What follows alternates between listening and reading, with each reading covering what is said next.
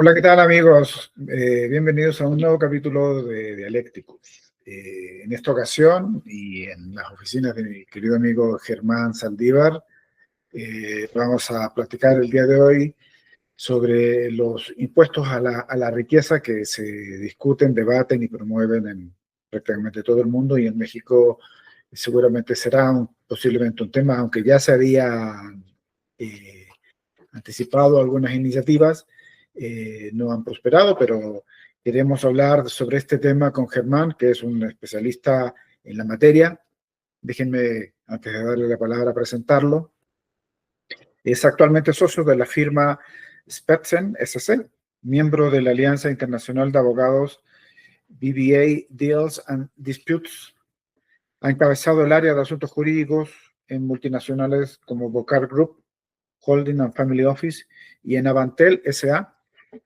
Ha sido también socio en despachos de abogados aquí en México. Fue director general de Relaciones Institucionales en la Procuraduría de la Defensa del Contribuyente, director general adjunto de la banca, la Unidad de Banca de Valores y de Ahorro de la Secretaría de Hacienda y Crédito Público del Gobierno de México. Ha sido miembro del subcomité para evitación y solución de controversias, dependiente del Comité de Expertos sobre Cooperación Internacional y Cuestiones de Tributación de las Naciones Unidas, y miembro del International Network of Financial Education de la OCDE. Ha publicado ensayos y artículos y dictado conferencias en foros en México y en el extranjero, y ha sido consejero y miembro de diversas organizaciones y asociaciones de abogados en la materia. Actualmente es vicepresidente de la Comisión de Impuestos de la International Chamber of Commerce, ICC México, y coordinador del Comité de Mercados Financieros de la Asociación Nacional de Abogados de Empresas, la ANADE. Él es licenciado en Derecho por el Instituto Tecnológico Autónomo de México, el ITAM, y cuenta con maestría en Derecho Financiero por la Universidad de Constance en Alemania. Eso está muy cerca de Zurich, ¿no? Qué hermosos lugares. Sí. Eso. Bienvenido, estimado Germán. Gracias por recibirme en tu oficina. César, muchas gracias por la invitación. Con mucho gusto de recibirte y encantado de platicar con tu audiencia. Muchas gracias, Germán. Pues vamos a hablar de un tema que es bien ríspido y no es muy... No hay consensos que se logren tan fácilmente, aunque sí hay algunas premisas que básicamente no entran en discusión, pero también quisiéramos repasarlas, a ver si cuánta certeza hay en todo esto, cuánto hay de mito, cuánto hay en fin, de argumentos técnicos al respecto. ¿Cómo podemos entrar en el tema? ¿Cuál es el contexto en el cual se da este planteamiento? Sí, imagino que el tema de la pobreza y las desigualdades. Sí, sobre todo eso, y eso es un tema que se presenta a nivel mundial. La desigualdad, la brecha entre ricos y pobres, y no solo entre ricos y pobres, sino entre ricos y no ricos, cada vez se abre más, cada vez las clases medias se distancian más de las clases altas y sobre todo de las superaltas, y la concentración de riqueza se da cada vez más en estas clases altas y superaltas, ¿no? Entonces, pues en el contexto mundial podemos ver que hay ciertas tendencias en relación con esto, y en el discurso se ha vuelto muy rico a favor de este impuesto. Ahora, como veremos, voy a mencionar algunos argumentos de por qué podría ser conveniente grabarlo, y también voy a dar muchos argumentos de por qué no sería conveniente grabar la riqueza. Pero básicamente lo que lo ha desatado y detonado es esta desigualdad entre ricos y no ricos, y la gran frustración de las clases medias por no poder escalar más, cómo se han generado barreras de entrada para determinadas posiciones, para tener acceso pues eso, a la riqueza, ¿no? Cada vez sobre todo en distintos países, las clases medias quedan más limitadas por los temas de gastos, por los temas de impuestos mismos, en general de la situación que los rodea, que les permite sobrevivir, probablemente les permite vivir bien, probablemente en otros países no tengan problemas de seguridad social ni de pensiones, pero el subir en la escala social, en muchas ocasiones cada vez se vuelve más difícil, ¿no? Permíteme, perdón, Sí. Germán, no para abrir un debate porque sería inacabable, pero también hay otros fundamentos y otros analistas que plantean que en realidad es cierto que se ha ido aumentando la brecha, pero hay algunos índices de Gini, incluso en países en América Latina, que señalan que ha habido una cierta convergencia eh, al interior de los grupos sociales, no tanto entre los extremos, pero también es como corroborable por varios lados. Por una parte, uno ve que muchas más personas viajan por el mundo con fines de turismo y son en general clases medias. Sí, sí. Entonces hay un estándar de calidad de vida que ha permitido que mucha más gente se incorpore a niveles de bienestar. Entonces hay un debate que quizás no termina de acabarse. De hecho, el propio Piketty, ¿no? En su momento, dado la presión de analistas internacionales de algunas escuelas de economía relevantes, de universidades, cuestionaron sus métodos y sus datos, e incluso él tuvo que llegar a decir públicamente que sí había tenido algunos errores metodológicos cuando sacó su primer libro. Entonces, de ahí se han agarrado sectores, digamos, opuestos a este planteamiento que dicen, en realidad, la pobreza, las disminuciones de calidad de vida, perdón, de condiciones de pobreza, el aumento de condiciones de calidad de vida, etcétera, nos permiten tener a una humanidad en muchas mejores condiciones que lo que estaban, por ejemplo, nuestros padres o nuestros abuelos.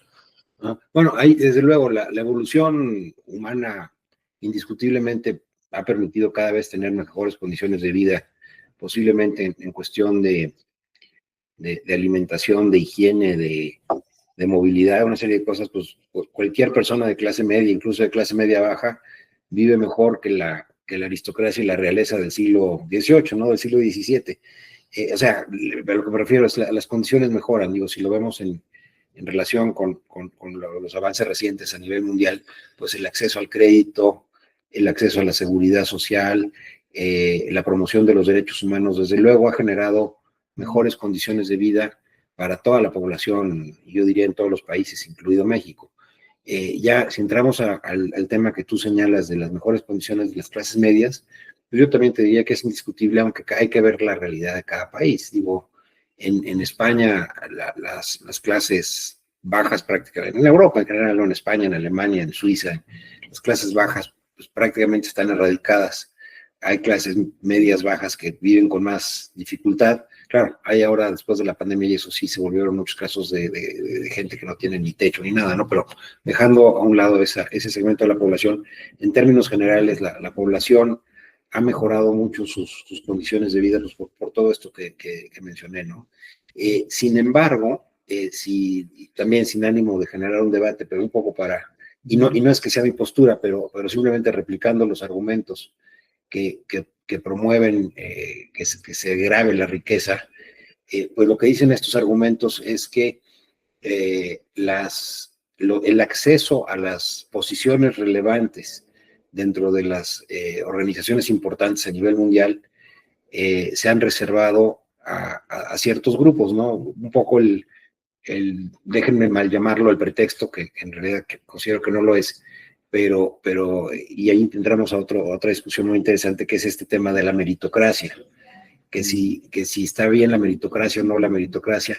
Bueno, si actualmente vemos en las grandes organizaciones, tanto en México como a nivel mundial, si vemos los directorios, quienes los conforman, pues vemos que difícilmente vamos a encontrar a alguien que no tenga un posgrado, que no tenga un posgrado en una universidad relevante. Muchas de las principales posiciones, no solo las principales posiciones, sino el simple acceso a determinados organismos, a determinados fondos, a determinados bancos. Pues si no viene uno de una de las top Ivy League universities de Estados Unidos o algunas de Inglaterra, pues el acceso es muy, muy limitado, ¿no? Entonces, ese discurso como la meritocracia, contra la meritocracia tiene un sustento que tiene mucho que ver con esto, con esta apertura de la brecha.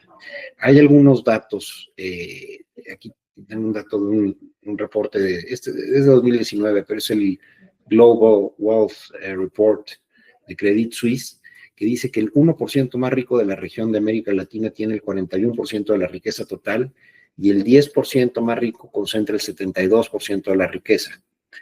Entonces, y bueno, y esto de los títulos de las universidades, pues va de la mano con que para entrar a esas organizaciones tienes que venir a estas universidades, pero para entrar a esas universidades tienes que tener los recursos y tienes que provenir de determinadas escuelas, y para poder provenir de determinadas escuelas tienes que formar parte de ciertos grupos sociales, porque si no, aunque tengas los recursos, de todas maneras no entras a las escuelas, ¿no?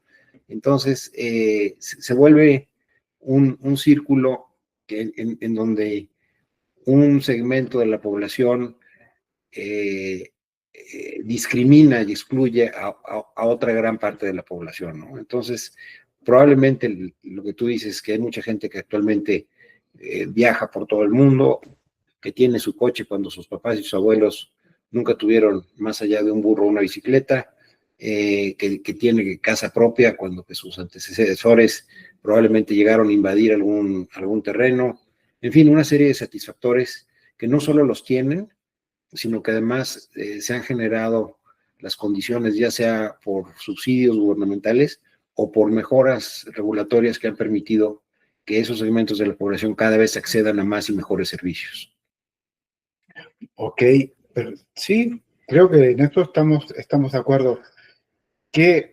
¿Cómo podemos entonces empezar a definir el impuesto a la riqueza? ¿Qué elementos tiene? ¿Qué características? ¿En qué áreas? Hay que tener claro qué es un impuesto a la riqueza en general, qué tipos de impuesto a la riqueza hay y cuál es el impuesto a la riqueza en el que se centra esta discusión que hemos estado comentando, ¿no? Hay impuestos que han existido desde hace mucho en muchos países que se pueden considerar impuestos a la riqueza, como es el impuesto a la tenencia de bienes inmuebles, lo que conocemos como el impuesto predial.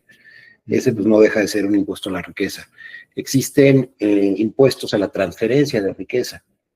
Aquí en México, cuando se da una sucesión, si una persona hereda un bien inmueble por encima de determinado valor, no sé exactamente cuánto es ahorita, pero debe andar alrededor de los 5 o 6 millones de pesos, pues el excedente sobre ese monto se vuelve gravable. Entonces eso también es un tipo de impuesto a la riqueza. Pero el impuesto a la riqueza que está en debate hoy en día es el impuesto a la riqueza neta, que también ya ha existido en otros países, ha existido en otros tiempos. Como veremos más adelante, no es precisamente el impuesto más eficiente, pero con este tipo de impuestos se trata de gravar la riqueza total que pueda una persona tener. Llámale inmuebles, llámale dinero, llámale activos de cualquier tipo, ollas, casas, en fin, alguna vez alguien que vivió en Alemania Oriental me comentaba que pues no sabían qué hacer y cómo declarar el reloj de pie de la casa de los abuelos, pues porque cada vez valía más, pero de alguna manera también estaba grabado, ¿no? En fin, son los tipos de impuestos que hay, y si quieres, muy brevemente te puedo mencionar algunos aspectos de cada uno. Respecto al impuesto predial, es importante decir que para los gobiernos es relativamente sencillo y simple gestionar este impuesto. Existen catastros, existe información. Hoy en día, con la ayuda de los drones, en realidad podría, en muchos casos se actualiza, en muchos otros países está mucho más depurada la información, pero es un impuesto que fácilmente se podría depurar y podría ser, de hecho lo es, y podría ser todavía más eficiente en términos recaudatorios. Tenemos el impuesto sobre donaciones, sucesiones, herencias, que ya lo mencioné. Allí también existe cierta facilidad administrativa para gravar, porque con que se imponga la obligación de declarar y de pagar al momento que se recibe esa herencia o se recibe esa donación, y en tanto no se cumpla con las obligaciones fiscales, queda viciada la transferencia y queda sujeta a sanciones, pues allí habrá siempre un área importante para la autoridad para poder recaudar con este impuesto. Y si pasamos al tercero de los impuestos sobre la riqueza neta, pues allí lo que te diría es que es mucho más rica la narrativa alrededor del impuesto que la eficiencia. Como mencionábamos, esta brecha entre ricos y menos ricos, pues enardece a los que no tienen y hace que lo apoyen, ¿no? Entonces, es una oportunidad para que los gobiernos señalen que pueden incrementar el impacto distributivo de sus sistemas tributarios.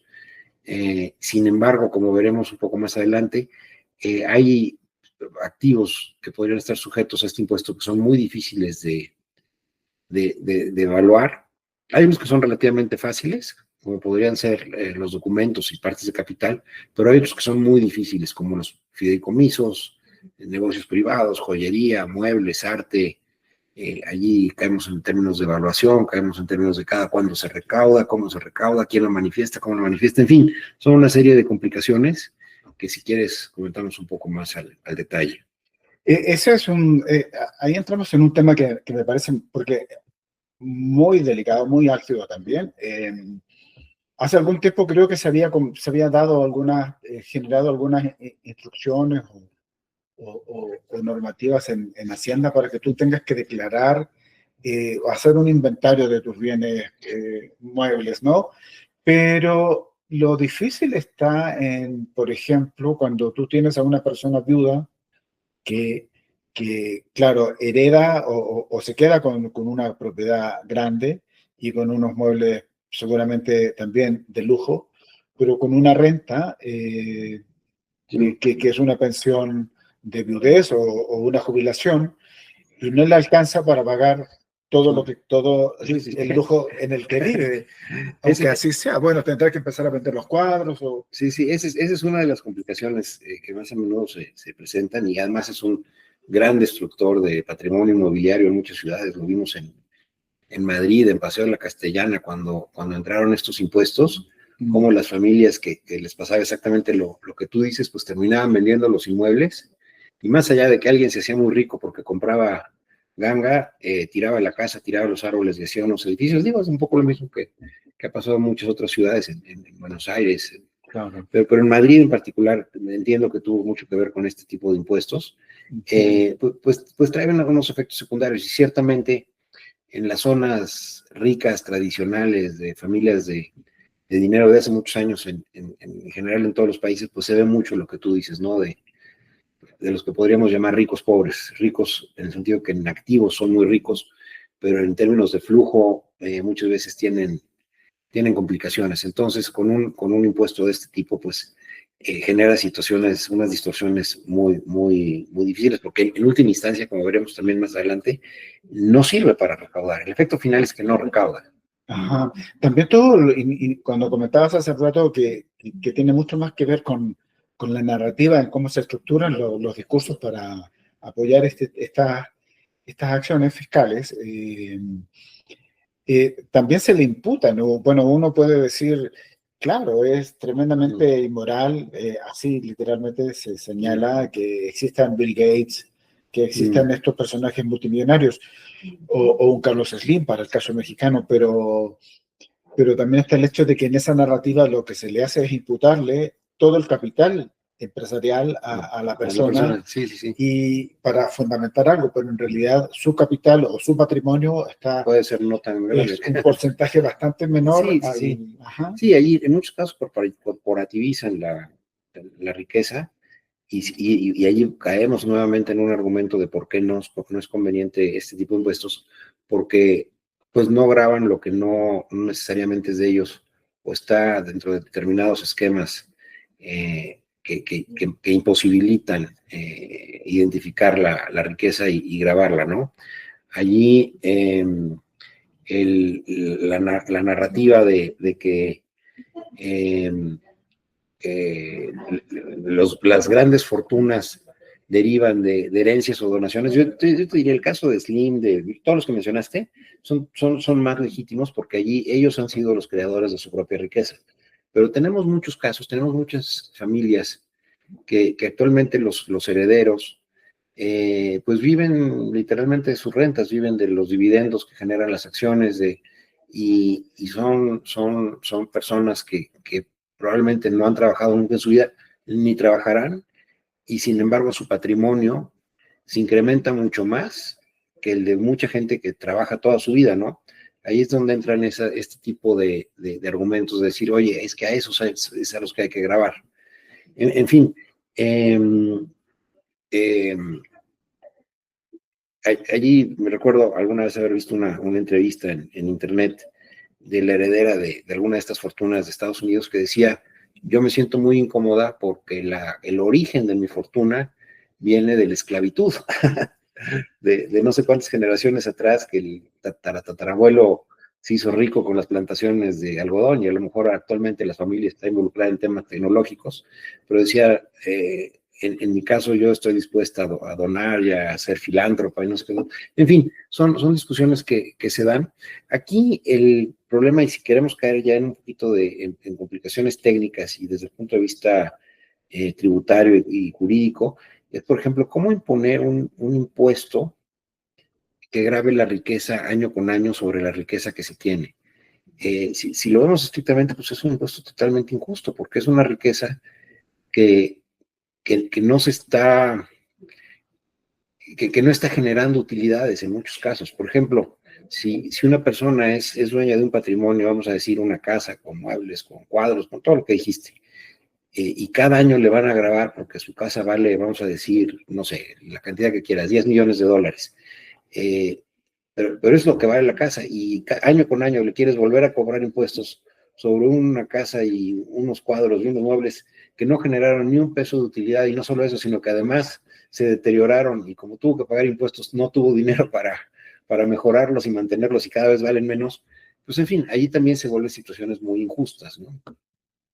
Claro. Entonces,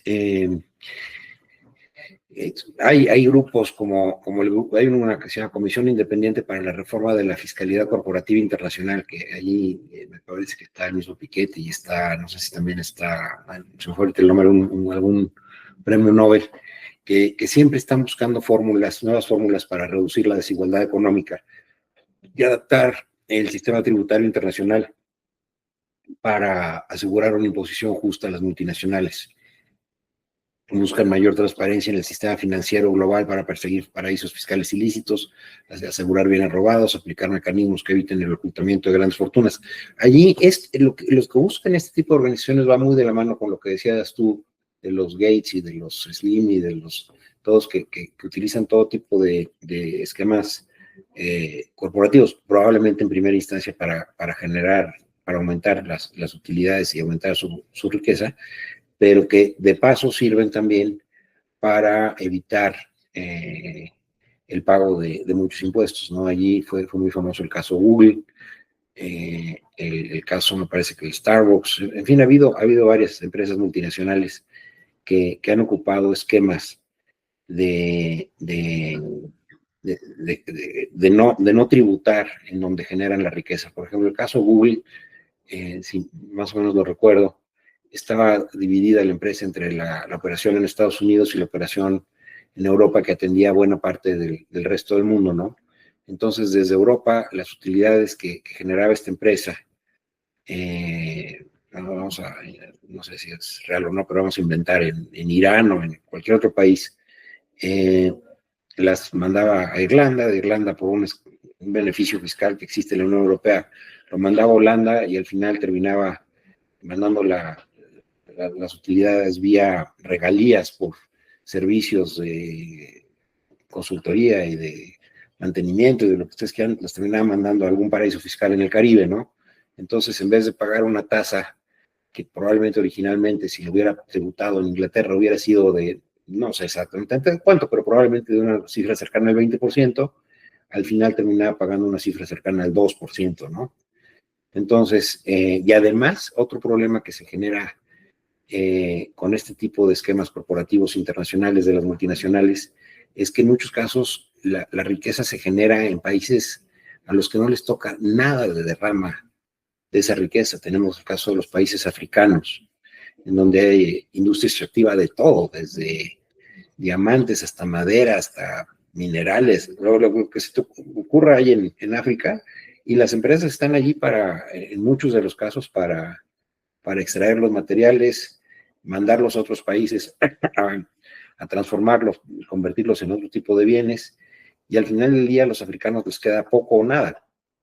Entonces allí también los esfuerzos que ha hecho sobre todo las Naciones Unidas han sido en buscar una distribución más justa de la carga impositiva, para lograr que por un lado haya una tasa mínima y por otro lado esa tasa mínima se quede en los países en donde se genera la riqueza. Bueno, ahí hay un tema, ¿no? La OCDE también ha estado impulsando, ¿no? Sí. Acciones en ese sentido. Sí, aunque claro, la OCDE siempre va más en función de los países miembros de la OCDE, claro, que son los países ricos. Van muy de la mano la OCDE y la ONU, pero la que realmente ha movido más el piso en el sentido de apoyar a los países más pobres y de buscar una paridad en la discusión ha sido Naciones Unidas. Bueno, ahí yo creo que hay una arista que es necesaria de analizar y de entrarle en ese detalle, porque vuelvo a la OCDE, hubo un estudio de mediados de los años 2000 que analizaban los impactos que tuvieron en los índices de Gini en diversos países de la organización, que realizaron reformas fiscales con fines redistributivos. Y el estudio concluye más o menos en que, con muy pocas excepciones, y particularmente en los países escandinavos o del área, estos esfuerzos fiscales con fines redistributivos tuvieron un efecto positivo en la disminución de la desigualdad.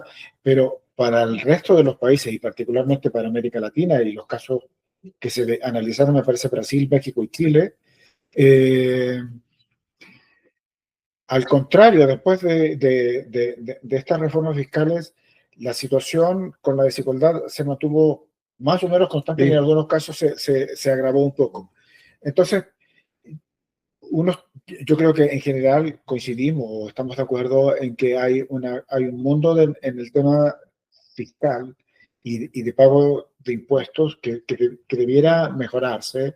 Estos paraísos fiscales, por ejemplo, estos impuestos en el caso africano, pero también tenemos una situación en donde el Estado mantiene un nivel de inercia y de incompetencia y de ineficacia en la gestión de los recursos públicos o en la captación de impuestos, que tampoco queda mucho margen como para decir, oye, incrementas los ingresos públicos y fiscales, pero no mejora mucho la calidad de vida de las personas. Sí. Bueno, ahí retomando lo que decías al principio de tu comentario, ciertamente la OCDE hizo grandes esfuerzos con impacto a nivel mundial respecto a los países de la OCDE y de los miembros y de los no miembros, que es un esfuerzo que se conoce como BEPS, que quiere decir Base Erosion on Profit Shifting.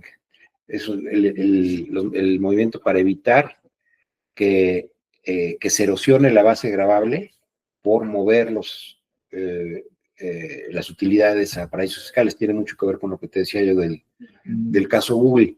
Y allí, entre muchas disposiciones, muchas directrices que sacó la OCDE, de las cuales se adoptaron muchas en distintos países y se firmaron tratados multilaterales, pues de allí deriva, por ejemplo, toda esta regla antielusión, todo el tema de antiplaneación fiscal, que vengan sanciones cuando la administración tributaria considere que una operación se hizo únicamente con el fin de evitar impuestos, de evadir impuestos o de eludir impuestos. ¿Cómo se llaman? En México se han instrumentado las reformas tributarias al pie de la letra respecto de lo que ha emitido la OCDE, ¿cómo se llama? La regla antiabuso, que tiene mucho que ver con esto de no realizar operaciones que tengan por último fin el evitar los impuestos, que también caemos en terrenos que luego pueden ser muy, muy injustos desde el punto de vista jurídico, pero bueno. Y de ahí también, por ejemplo, tenemos todo el tema del beneficiario controlador, no el beneficiario controlador desde el punto de vista del lavado de dinero, que también es un esfuerzo de Gafi que tiene que ver con la OCDE, sino del beneficiario controlador en materia tributaria, que es tratar de identificar quién es la persona que en última instancia se beneficia de cualquier esquema y no que quede en el anonimato porque el beneficiario controlador está detrás de un fideicomiso en Bahamas, ¿no? Entonces, todo este tipo de esfuerzos, todos los esfuerzos de intercambio de información entre países van muy de la mano con eso. Y ciertamente tiene un impacto en la redistribución de riqueza, pero, si me permite decirlo, no son esfuerzos que se hicieron estrictamente con la visión de grabar la riqueza, ¿no? Uh-huh. ¿Y qué tendencia, bueno, qué está pasando en el tema de México, por ejemplo, o en América Latina, o a nivel mundial? ¿Qué es lo que se prevé que pueda ocurrir? ¿Qué convergencias hay o qué consensos hay hasta ahora? Mira, en México y en general en el mundo, los sistemas tributarios descansan mucho en el impuesto al consumo. En muchos países, en el caso particular de México, hay altos niveles de evasión, no solo de elusión, sino de evasión. Elusión es, digamos, el evitar un impuesto de forma lícita, y la evasión es evitarlo de forma ilícita. Y en México y en muchos países tenemos de los dos. Y luego en muchos casos tenemos, ya si entramos en el tema del gasto público, pues hay esquemas que favorecen más a los ricos que a los pobres, ¿no? Por lo menos en primera instancia. Y tenemos muy bajos niveles de recaudación de ISR. Allí el tema de ampliar la base gravable pues, ha sido una discusión que ha existido siempre, que siempre se ha dicho que se va a hacer, y cada vez que se intenta, tal vez se logra, pero en una medida mínima, ¿no? Sigue siendo un tema muy, muy importante. Entonces, si vemos la situación en México en particular, lo que tenemos hoy por hoy, con datos duros, es que tenemos un déficit cercano al 6%, tenemos un crecimiento económico estimado digamos, por consenso, muy por debajo del 1.5, aunque la expectativa de la Secretaría de Hacienda es alrededor del 3%. Tenemos una deuda que, aunque sigue siendo, digamos, comparada con otros países, que está en términos más o menos razonables, no deja de ser un incremento brutal el que hemos tenido en la deuda pública, que está por encima del 50% del PIB. Y bueno, pues la consecuencia de esto, y ya lo vemos en los precriterios y en el presupuesto de egresos que se discute todavía, que es necesario bajar el gasto y es necesario aumentar los ingresos, ¿no? Es descubrir la rueda o el hilo negro, pero una vez más tenemos la discusión. Seguramente será necesario contratar deuda adicional, como lo decía, en relación con el déficit, el pago de impuestos, el pago de intereses sobre la deuda, pues sigue consumiendo una buena parte de los ingresos de México.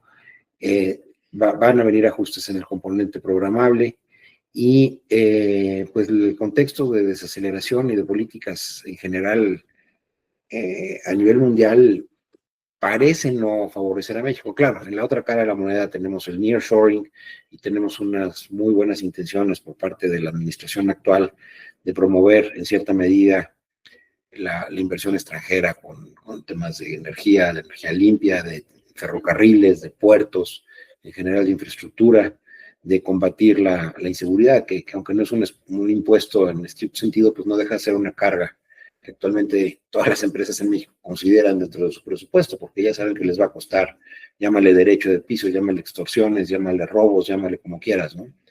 Entonces, pues si efectivamente esta administración, por un lado, corre con mejor suerte de la que aparentemente va a tener dadas las condiciones internas y externas, y además cumple con lo que se ha mencionado en los foros empresariales, pues creo que podemos tener ciertas buenas expectativas, pero pues todo eso está por verse, ¿no? Entonces, la, la, la reforma fiscal que es necesaria, yo creo que es poco probable que se dé en el corto plazo, pero necesariamente tendrá que venir. Y me parece que cualquier tipo de reforma tendrá que ser más contundente y más efectiva contra la informalidad. Y el gobierno tiene que ser mucho menos tolerante y mucho menos permisivo con ciertas actividades para poder recaudar más. Y pues sí, eso, aumentar la base y conseguir que cada vez más informales paguen impuestos, que los subsidios ojalá disminuyeran, aunque claro, desde el punto de vista de programas sociales cada vez aumentan más. Entonces allí no sé cómo se va a lograr el balance, pero es todo un tema complicado. Y que, pues eso, que el sistema tributario haga una redistribución más eficiente y más equitativa de la riqueza, ¿no? Allí hay grandes agujeros, el tema de los factureros, bueno, pues no sé en qué medida se disminuye, pero entiendo que cada vez es una industria que es más prolífica, entonces, pues no sé, habrá que hacer muchas cosas, ¿no?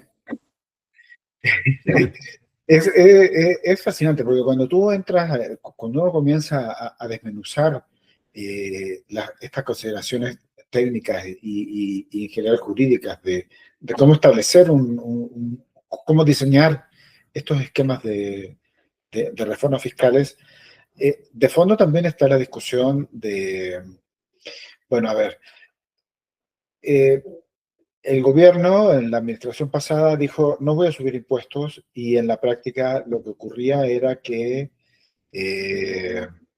algunas cosas de todas maneras sí se encarecían.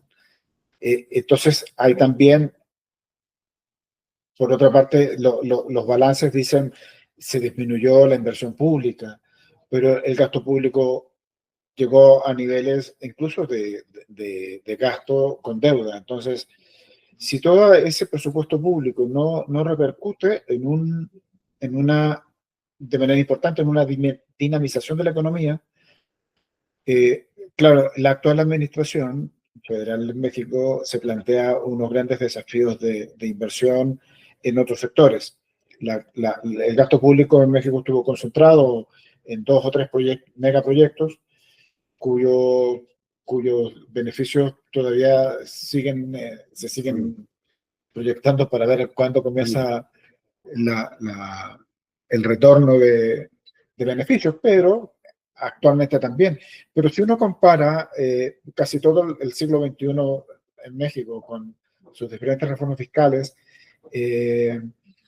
y el gasto público creciente, y que nuestro crecimiento económico no ha sido tan espectacular, tampoco ha sido tampoco ha habido un crecimiento negativo, pero entonces todo ese gasto público ha servido para mantenernos en una inercia. No ha habido un plus, una agregación de valor significativa para sostener que el gasto público debiera crecer de manera considerable como para soportar reformas fiscales, nuevas reformas fiscales, etc. Y ahí, sumándole al tema de este impuesto a la riqueza, bueno, lo que quiero decir es que yo coincido con que una reforma fiscal es necesaria, pero sobre todo para ordenar situaciones como estas cosas que tú mencionabas, evasiones, ilusiones, aumentar la base, pero quizás por poner un caso la informalidad económica en México, que son básicamente pequeños comerciantes, no es que ellos no paguen un impuesto, pagan un impuesto informal también. Si tú quieres ser un vendedor de fin de semana en alguna feria, en algún mercado, estos itinerantes que se ponen en las calles, a alguien le vas a tener que pagar el derecho de estar ahí. Sí, claro. Al ayuntamiento, por ejemplo, tal vez un permiso para vender de forma así no establecida, en fin. Y ese es el nicho de mercado de ellos, y ese es su nicho de competitividad. Sí. Si lo sacas a la formalidad, porque el costo de la formalidad también implica de que tú tengas que tener un un esquema de flujo suficiente como para soportar el costo de la formalidad. Entonces, yo creo que lo que quiero apuntar es que el sector público ni facilita las cosas, ni es eficiente en el gasto público, ni muchas veces hace la tarea de una manera que facilite el que uno quiera, desde pagar todos los impuestos, desde formalizarse o en fin. Y entiéndase también en ese sentido el tener a tus empleados en regla, desde pagándoles su... Sí. Bueno, ahí hay varios temas que están mencionando. Por un lado, el tema del gasto público, evidentemente puede ser mucho más eficiente. Tú mencionaste los dos megaproyectos, yo te diría que son peccata minuta comparado con Pemex y con CFE.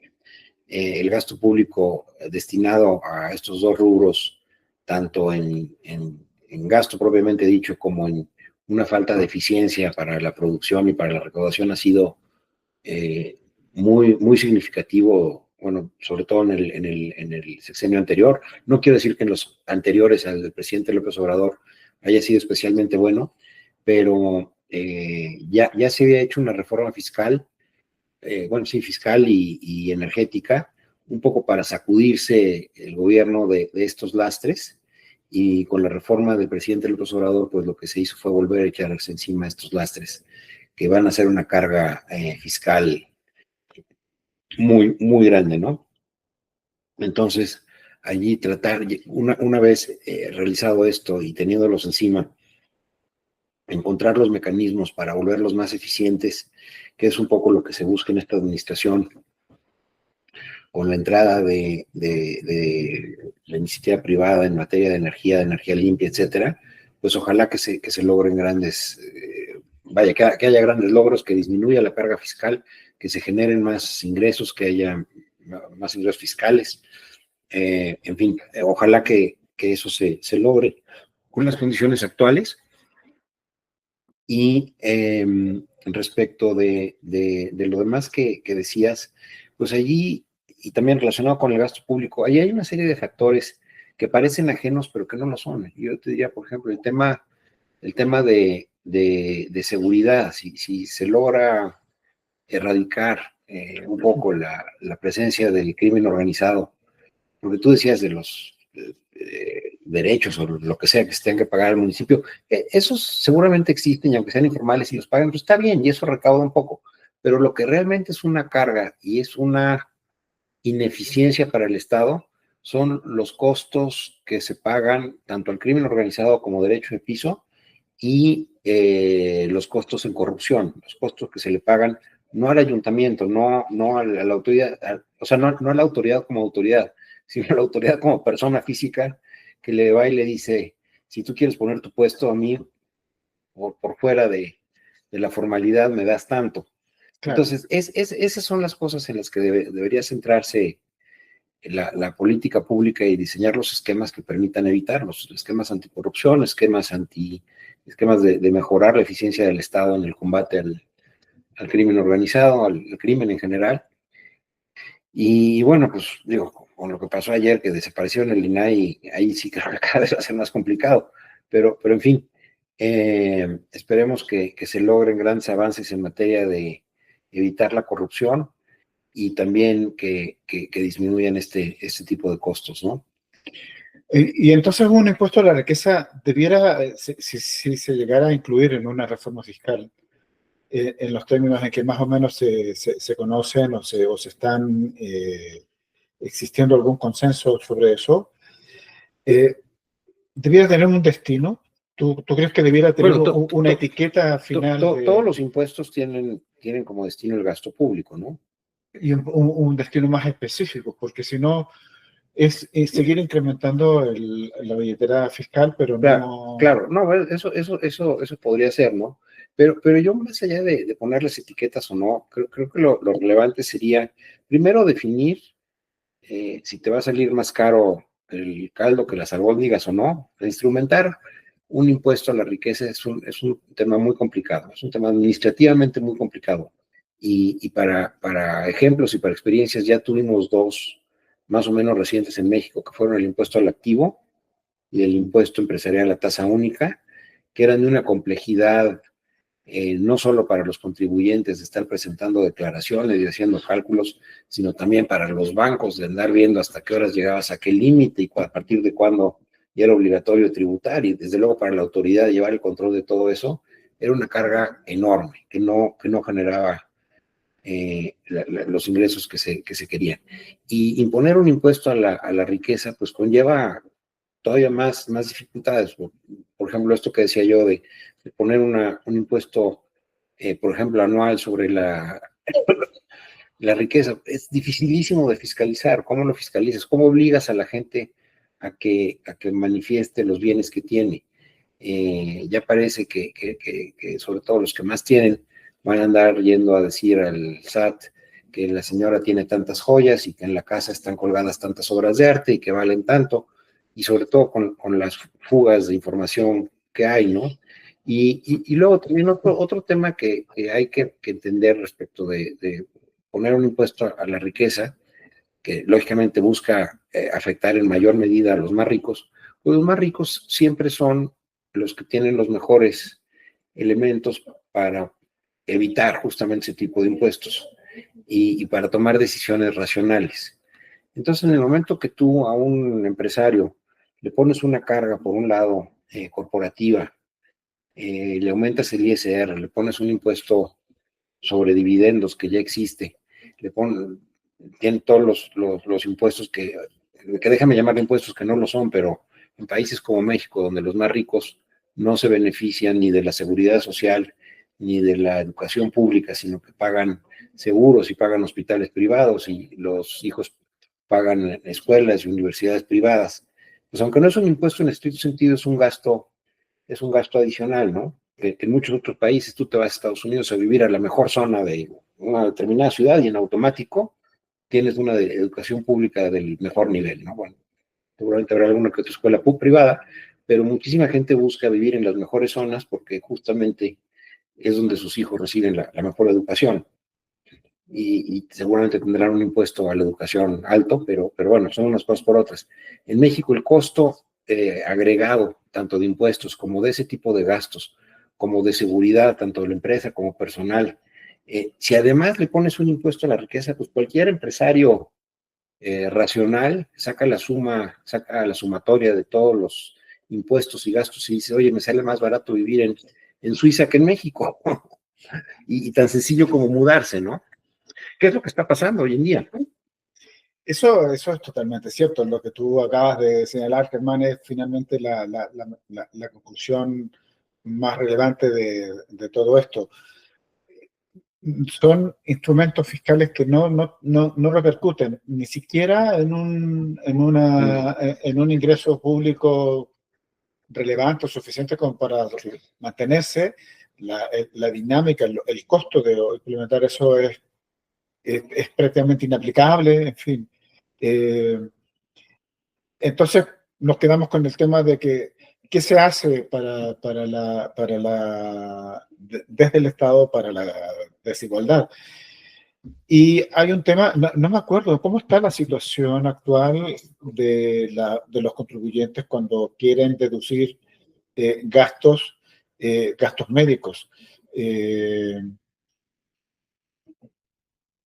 Pero, por ejemplo, si toda familia mexicana tiene doble gasto en salud, la cobertura del seguro público, del seguro social, en donde te retienen de tu salario un porcentaje, pero además, y como no vas a utilizar, y no solamente de clase alta, de clase media es, yo diría, la norma, en donde no vas a hospitales públicos, ni recibes educación pública, recibes esos servicios de forma privada.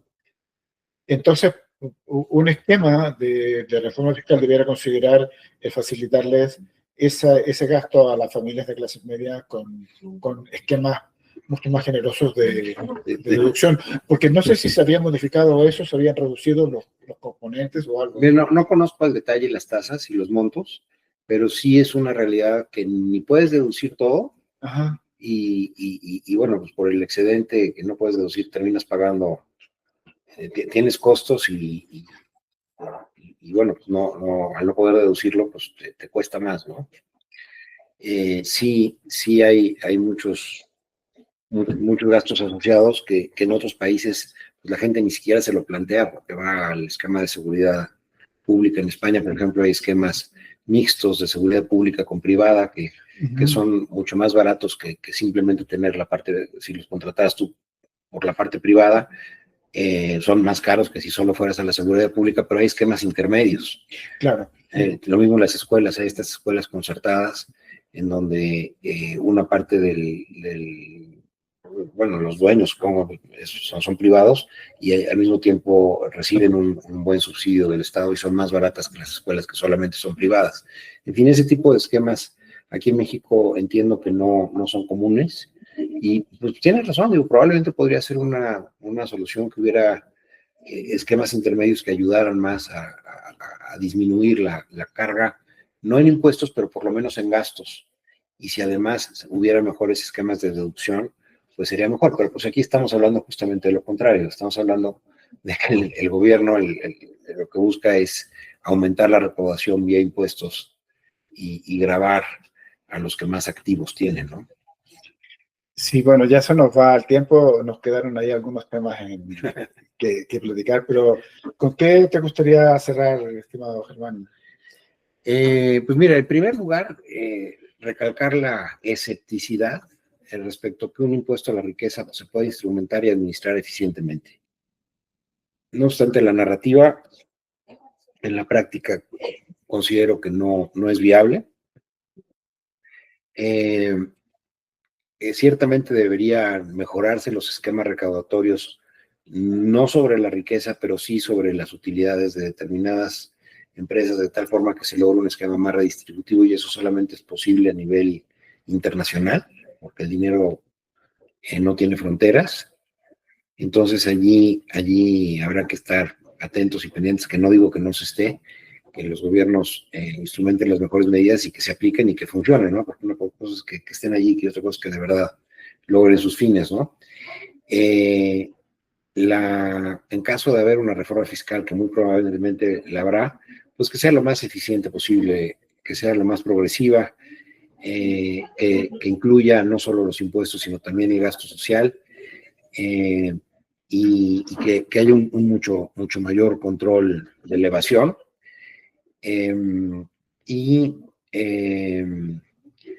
Pues básicamente eso, ¿no? Ojalá se logren hacer los mejores esfuerzos en el ámbito nacional, pero ciertamente será necesario estar en concordancia con el resto del mundo para lograr los esquemas más eficientes. Muy agradecido, Germán, de tus conocimientos y de compartirnos tu opinión al respecto. Si llega a ocurrir cambios, estaremos buscando nuevamente para platicarlos. Con mucho gusto, al contrario, César, muchas gracias por la invitación. Es un gusto, con y sin micrófono, platicar contigo. Entonces agradezco la oportunidad y bueno, pues yo encantado cuando me invites o cuando me propongas cualquier conversación de cualquier tipo, estaré en la mejor exposición. Muchísimas gracias, Germán. Un gusto. Y amigos, si tienen algún comentario o pregunta que hacer, háganla ahí en los comentarios cuando subamos este video y con mucho gusto atenderemos sus consultas. Hasta luego, nos vemos.